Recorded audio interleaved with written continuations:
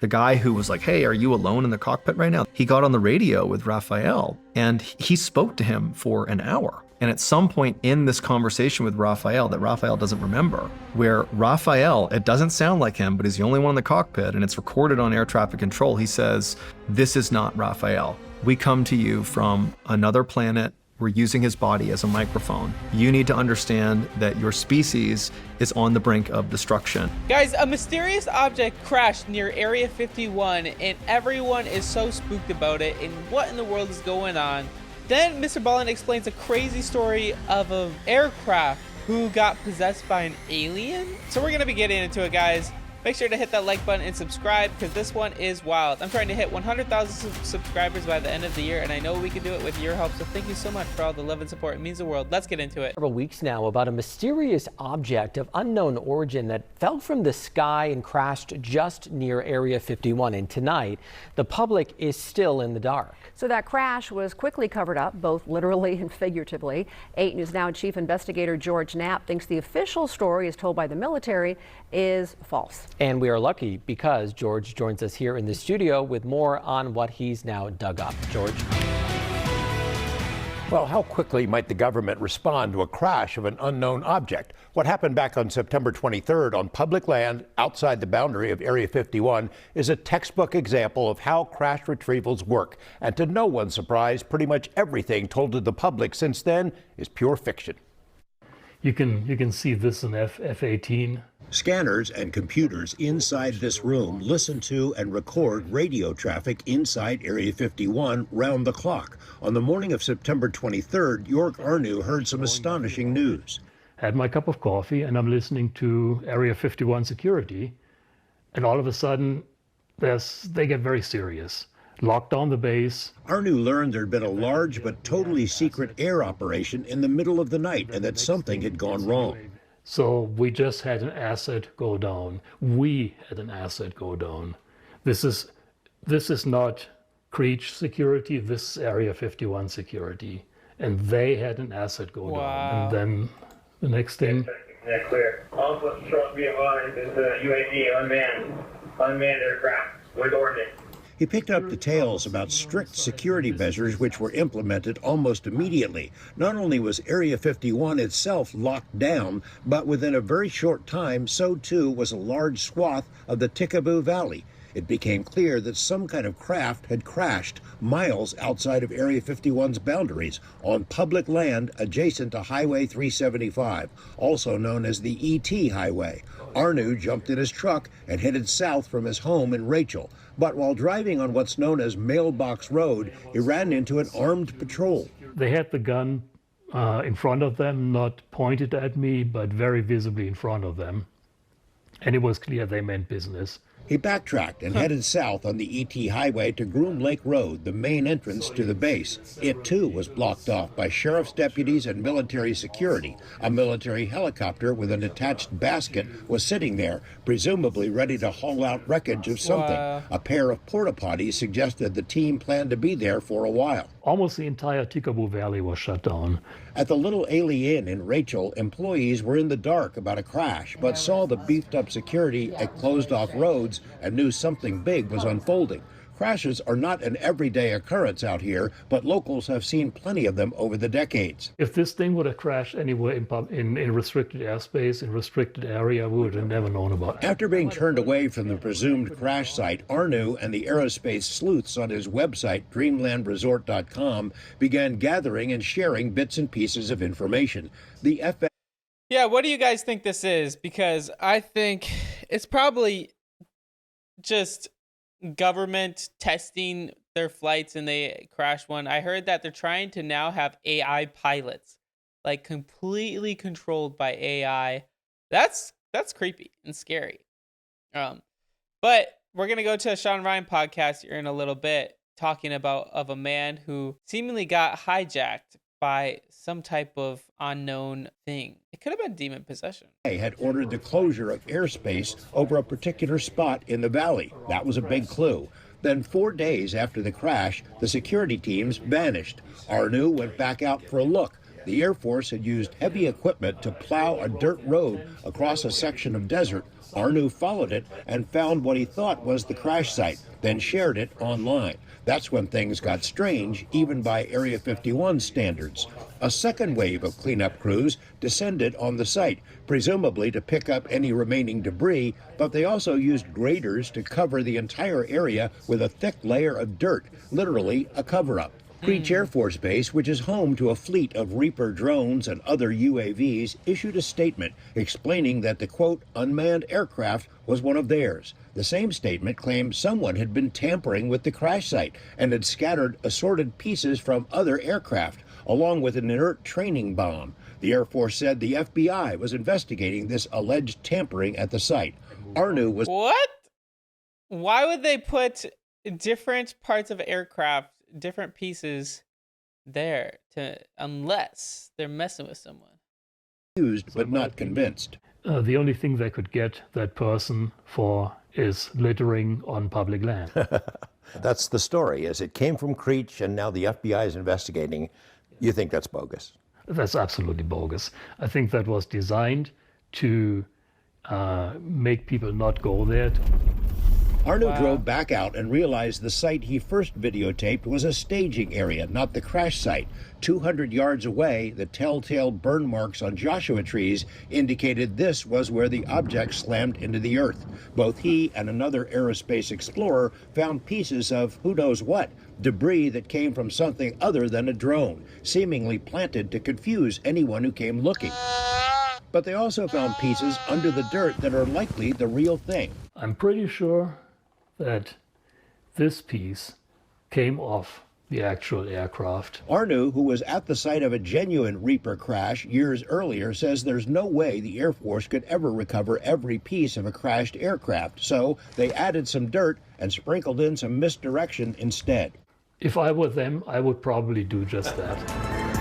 That's wild. So he's saying that the FBI or whoever was trying to cover up this crash planted those fake things so that if anyone found it, they could just say, that's not real. That's what someone else put there. That's wild. So now we're going to go to Sean Ryan's podcast of Mr. Ballin explaining what happened to this pilot. There's a story of this Mexican pilot who's this young civilian pilot who was learning how to fly just as a civilian. He's like a 21-year-old kid, forget his name. And there was the day where he was going to fly solo for the first time.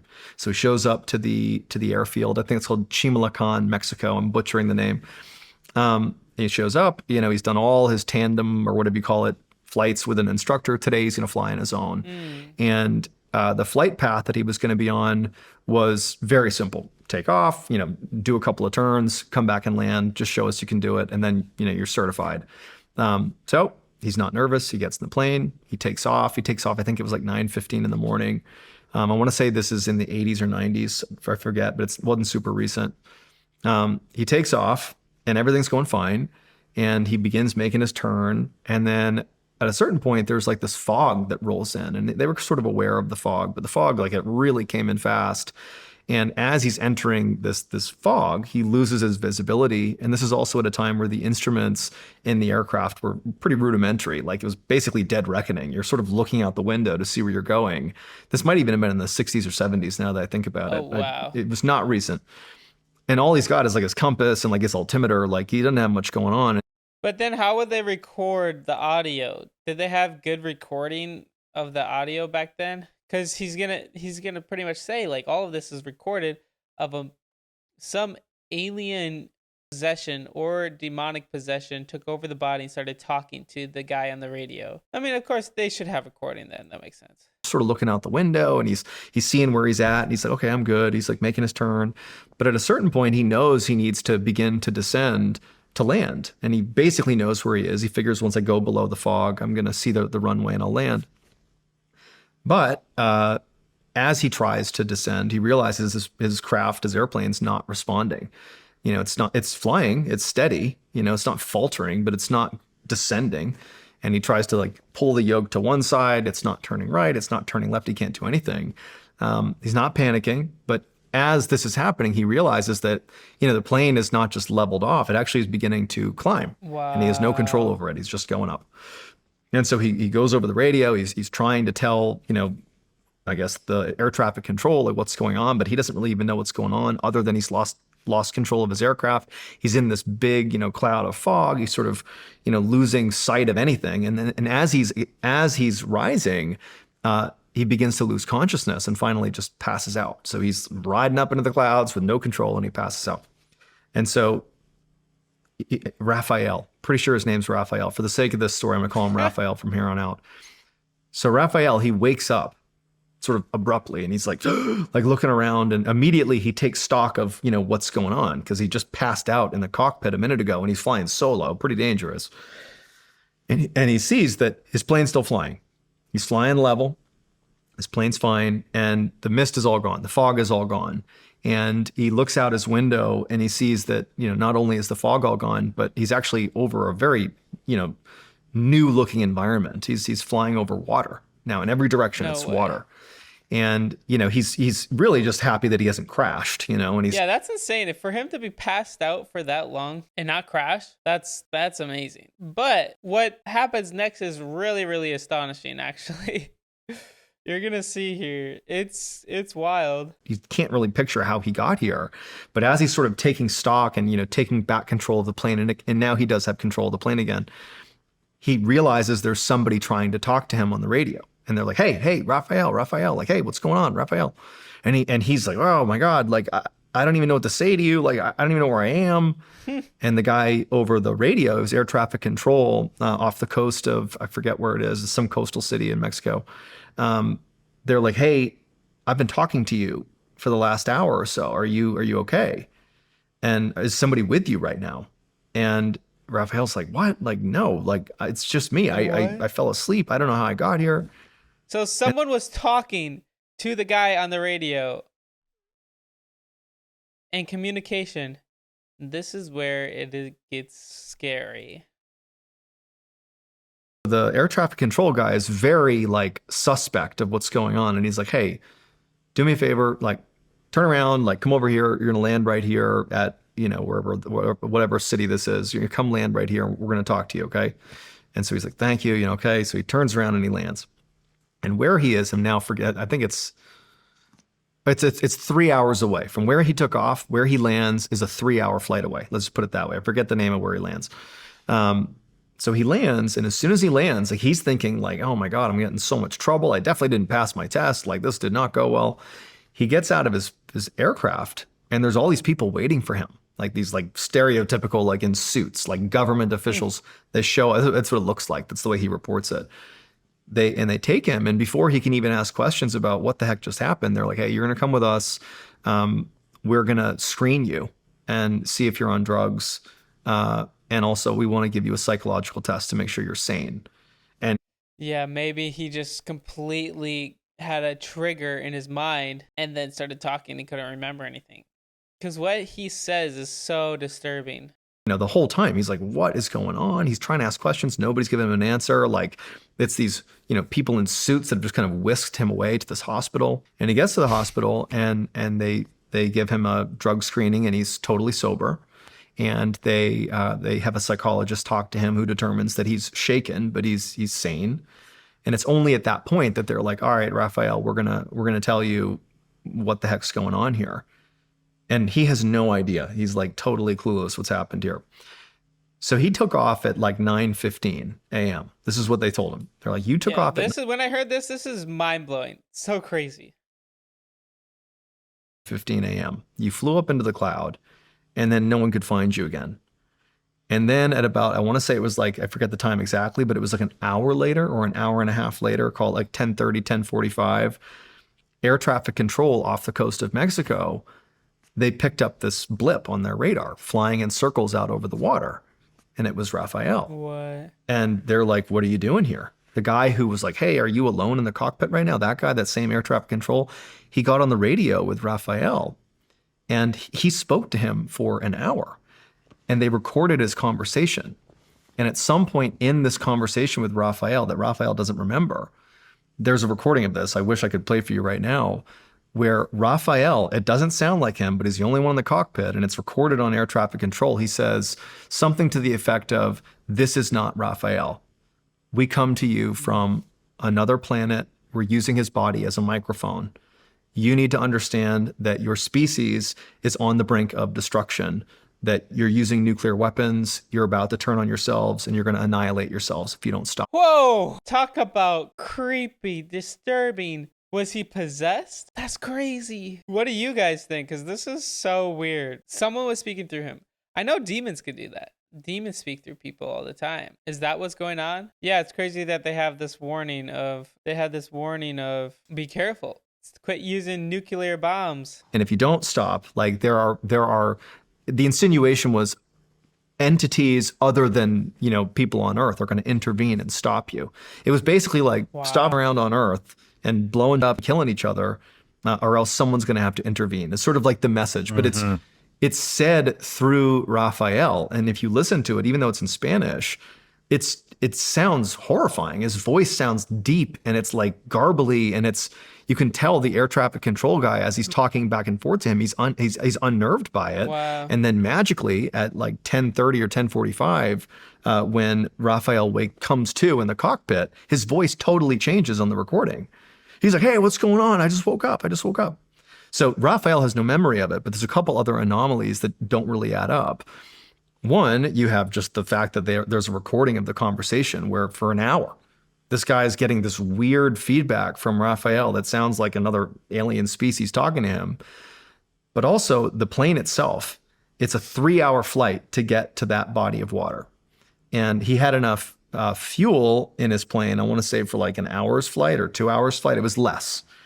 When they recovered his plane, he had like 3/4 full tank of gas. So just to get to where he was, even if he had flown straight, one, he didn't have enough time because it was 9:15-ish takeoff, 10:45 a.m. or whatever it was, he's found over the body of water. That's not 3 hours, that's an hour and a half. So it's less than 3 hours. So even a fast plane couldn't have got there in 3 hours. And the fuel was literally like too full to be there. And so the only way you can get this story, this is sort of dramatic, but it's good for the story. The story's not really widely talked about because it's like a very scrutinized story in Mexico, because people are like, this is the best piece of evidence that something weird's going on. Like there could be aliens out there. This feels like proof. The story has been buried in an archive in this library in Mexico. And the way we got access to it, I kid you not, is we had to write a handwritten letter to this Mexican library to request to use the story in the recording, because it's the recording. That's the transcript in the recording. And then when we asked, they had to interview us to figure out what we were using it for. No way. I swear to God. Are you serious? Wow. So what could be going on there? Have you guys heard this story? That's wild. It really makes you stop and think. We don't know all the things that are going on within this world, and it makes you think about God being sovereign and in control of all things. That's why we need to trust in him, because the world is going crazy, and yes, there is going to be an end. The Bible talks about it, the end times, Revelation. There are going to be things that are happening. Sometimes there's warnings for us all. Anyway, guys, I would love to know what you think in the comments below, whatever that may be. Shout out to Sean Ryan and his podcast. So fascinating. Thank you guys so much for watching. I encourage you to hit the like button and subscribe if you haven't. And always remember, guys, Jesus loves you.